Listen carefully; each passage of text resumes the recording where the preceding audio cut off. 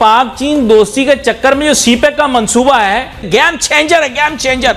सत्यानाश कर दिया पाकिस्तान की मईशत का। कि मैं कहती हूँ शर्म से डूब मरने का मुकाम है ऐसे लोगों के लिए। ऐसे अल्फाज बोलते हैं कि उनके अल्फाज जो हैं वो दुश्मन ममालिक के हेडलाइंस बनती हैं, उनकी अखबारों की, उनकी टीवी चैनल्स की। मुझे पता लग रहा है तुम लोगों के जहन कितने साजिशी जहन है।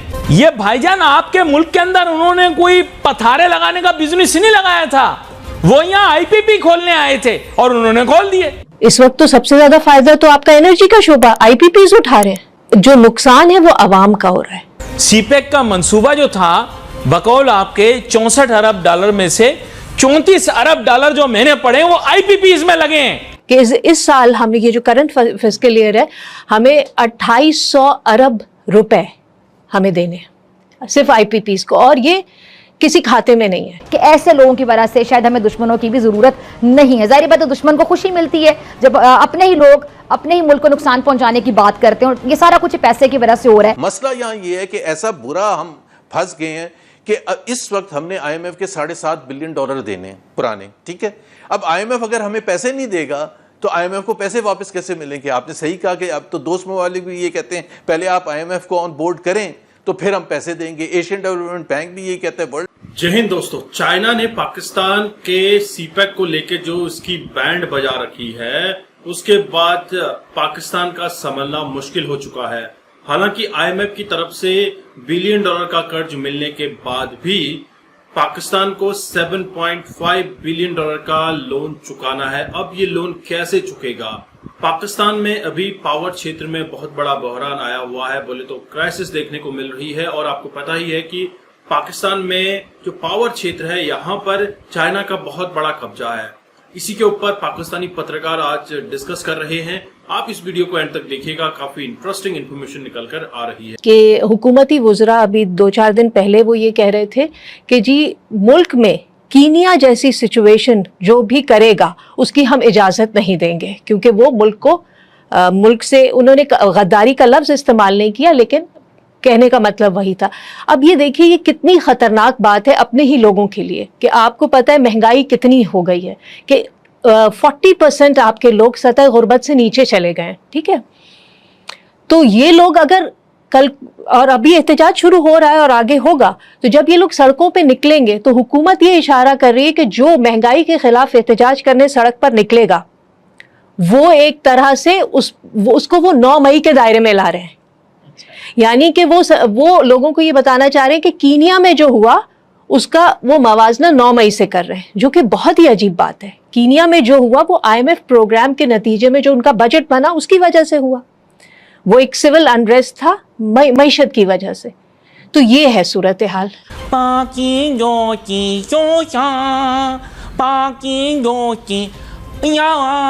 ये भाईजान आपके मुल्क के अंदर उन्होंने कोई पथारे लगाने का बिजनेस नहीं लगाया था, वो यहाँ आईपीपी खोलने आए थे और उन्होंने खोल दिए।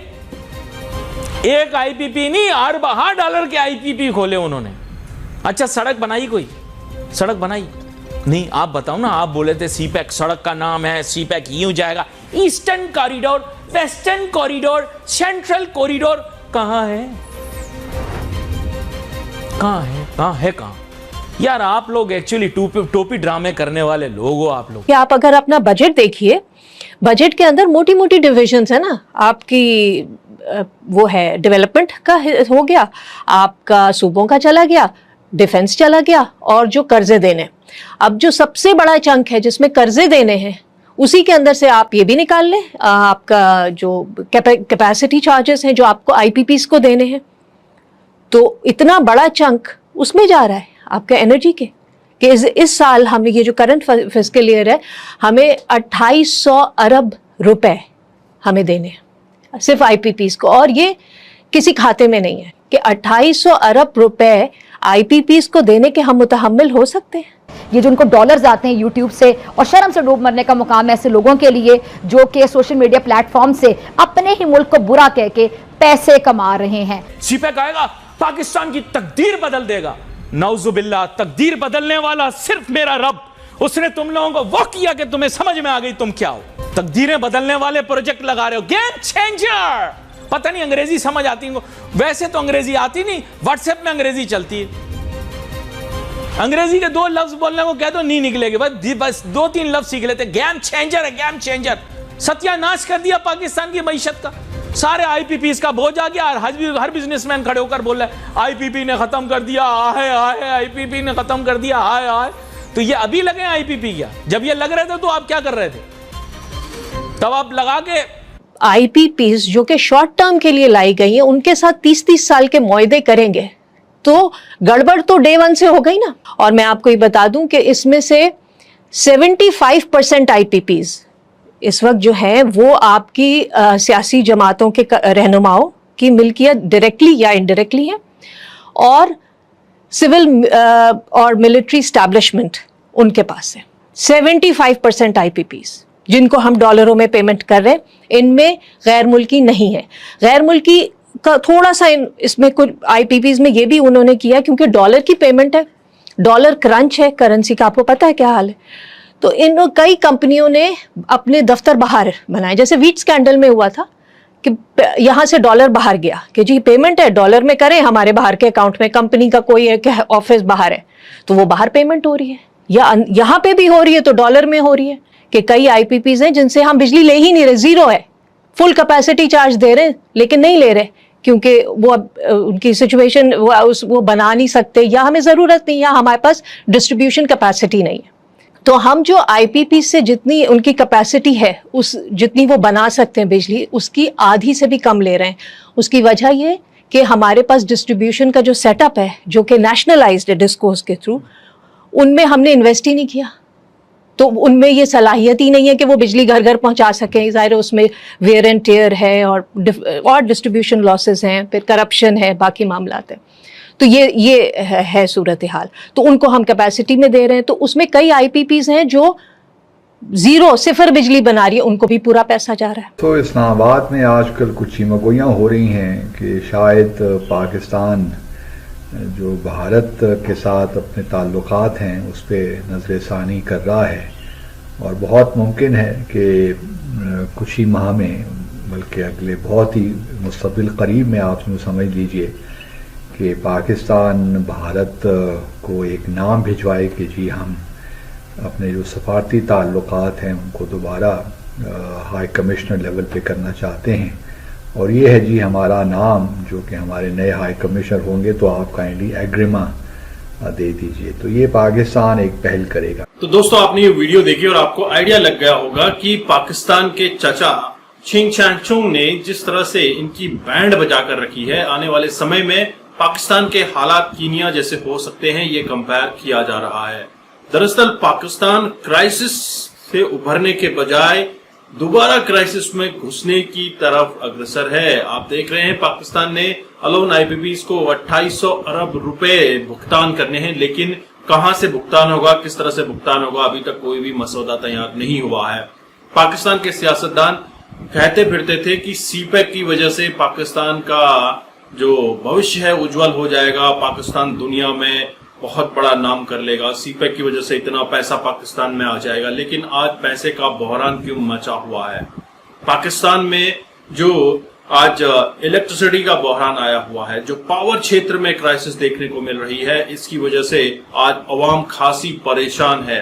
खास तौर पे बिजली की बिलों की वजह से अवाम को इतना नुकसान झेलना पड़ रहा है कि जो उनकी बच्चों में खर्च होना था जो रुपया, वो आज इलेक्ट्रिसिटी बिल्स में जा रहा है। गैस के क्राइसिस आपको डे टू डे लाइफ में देखने को मिल रहे हैं।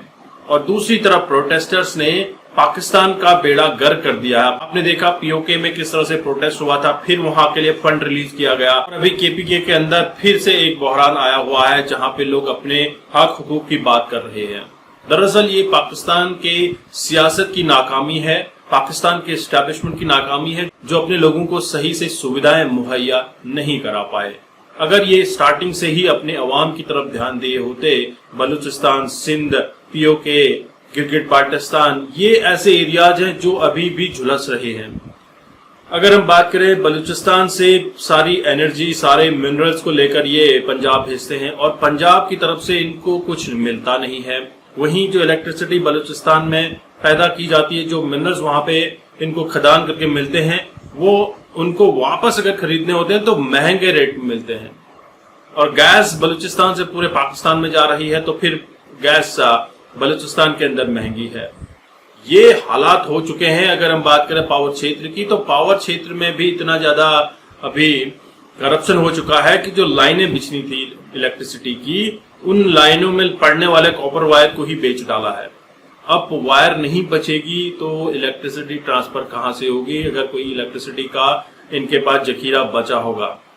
दोस्तों, एक समय पर ये कहा करते थे कि हम एटमी पावर हैं, भारत हमारा बहुत बड़ा दुश्मन है, लेकिन आज भारत के सामने ही क्यों घुटने टेके खड़े हैं, क्यों भारत से मदद की उम्मीद कर रहे हैं। 23 जुलाई 2024 को बजट पेश किया गया था और इस बजट में भारत ने सारे पड़ोसी मुल्कों को कुछ न कुछ दिया है, लेकिन पाकिस्तान को एक चवन्नी तक नहीं मिली है। इससे भी काफी परेशान है पाकिस्तान कि हमें कुछ नहीं मिला, और हम देंगे भी क्यों देंगे पाकिस्तान को, क्योंकि जो रुपया पाकिस्तान को जाएगा उसका इस्तेमाल भारत में फिर से आतंकी गतिविधियों को अंजाम देने के लिए किया जाएगा।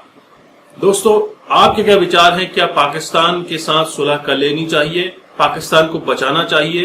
पाकिस्तान जिस तरह से गर्द की तरफ जा रहा है, यहाँ पर क्या भारत अपनी एक भूमिका निभा सकता है? जरूर कमेंट कीजिएगा। चैनल पर नए हैं, चैनल को सब्सक्राइब करना मत भूलिएगा। मैं आपको मिलता हूँ नेक्स्ट वीडियो में, तब तक के लिए थैंक यू। अपना ख्याल रखिएगा। जय हिंद, जय भारत, जय श्री राम।